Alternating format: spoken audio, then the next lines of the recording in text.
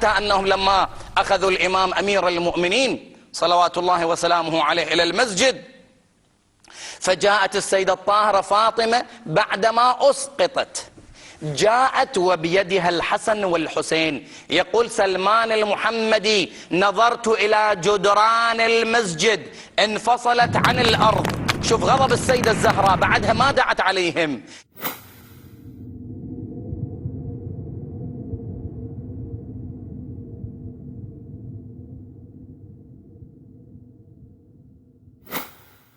انفصلت عن الأرض، بإمكان الرجل كان أن يمر من تحتها. لمن جاءت فاطمة؟ أيها الإنسان المسلم، لماذا لا تفكر لما جاءت السيدة الزهراء إلى مسجد رسول الله، لما أخذوا الإمام أمير المؤمنين وبيدها الحسن والحسين، ولما صارت تلك الغبرة في المدينة المنورة، لما سلمان الصادق لما يتحدث على أنه هنالك تغيرت الأمور، هنالك تغير في الجانب التكويني صار، وهذا الغبار اللي صار في المدينة لأنها غضبت. الله تبارك وتعالى جعل رضاه بيد الزهراء سلام الله عليها.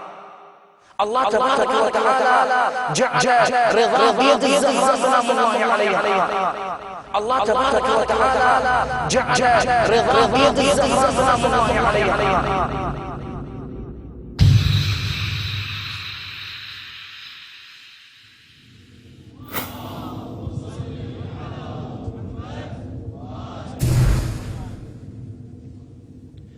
فالحديث عنها سلام الله تعالى عليها ليس حديثا عن امرأة زاهدة عابدة شأنها شأن النساء أبدا، إنما الحديث عنها حديث عن وجود ملكوتي جبروتي إلهي ظهر في هذا العالم في صورة الإنسان.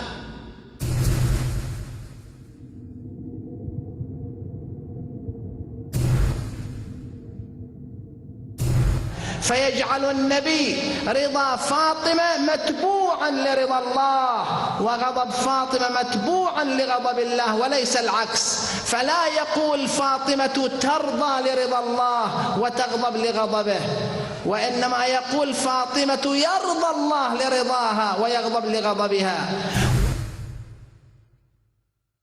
أمس كنا نتكلم حول مستويات إن الله لا يغضب لغضب فاطمة، وقلنا أعلى مستوياتها أنها غضبت على الذين غصبوها وهضموا حقها، ولكن إلى مستويات الغضب الفاطمي له مستوى في الشدة وله مستوى في الضعف. من مراتب أيضا أن الإنسان إذا أهمل صلاته، أخلاق سيئة، أهمل التكاليف الشرعية، له درجة من الغضب الفاطمي تتناسب مع نوع العمل. شرك صار.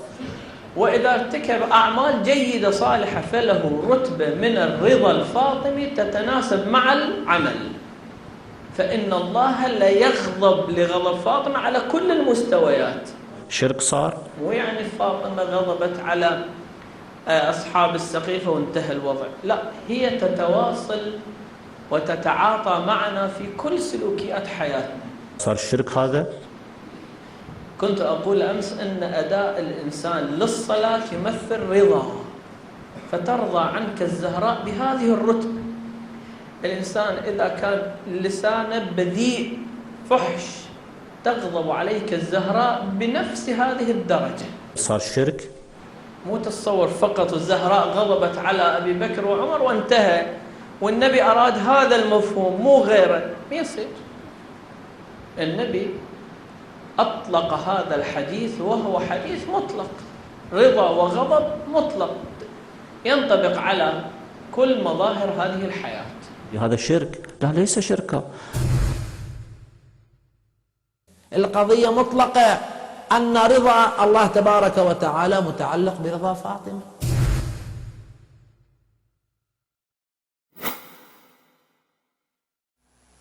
وشوف الأدب، رسول الله يطرق الباب: من الطارق؟ بني أنا أبوك. أبى، الدار دارك، ما عليك استئذان. قال إن الأمين إن الله تعالى أمرني ألا أدخل دارك إلا بإذن. ويدخل دار الزهراء، وأول شيء يعمله ينحني على يدها الكريمة يقبلها. زين، لأن حقيقة فاطمة شيء نور قبل خلق الخلق. حتى رسول الله صلى الله عليه وآله وسلم، يعني أنا هذه فيها جرأة أقول رسول الله قالها، لولا أن أهل البيت قالوها. الزهراء أم أبيها، يقول مرحبا بأم أبيها، ويكفي هذا، أوقف عند هذا ويكفيك.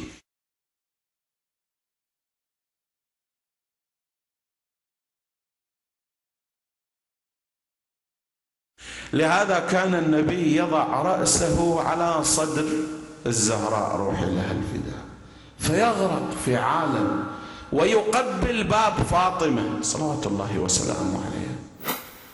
أنا سمعت وما شاهدت بعيني، ولربما شاهدت لكني نسيت. أذكر ما سمعته من الثقات أن رسول الله صلى الله عليه وسلم أحيانا كان يقبل يد فاطمة، أما قبل تقبيله وجهها وصدرها فبالتواتر، وكان يشم رائحة الجنة من ابنته فاطمة، وكان مأمورا من الله. يعني لا يحمل هذا العبد عمل على أنه كل أب بحكم عاطفة الأبوة، لا، لأن الرسول قال إن أتبع إلا ما يوحى إلي، يعني حتى أعماله وأقواله تابعة للوحي، ما ينطق عن الهوى ولا يتبع إلا ما ينطق عن الهوى، إن هو إلا وحي يوحى. إذا اشتاق النبي لريحة الجنة، إذا اشتاق النبي لريحة الجنة، وين يروح النبي؟ قبل فاطمة وبعنق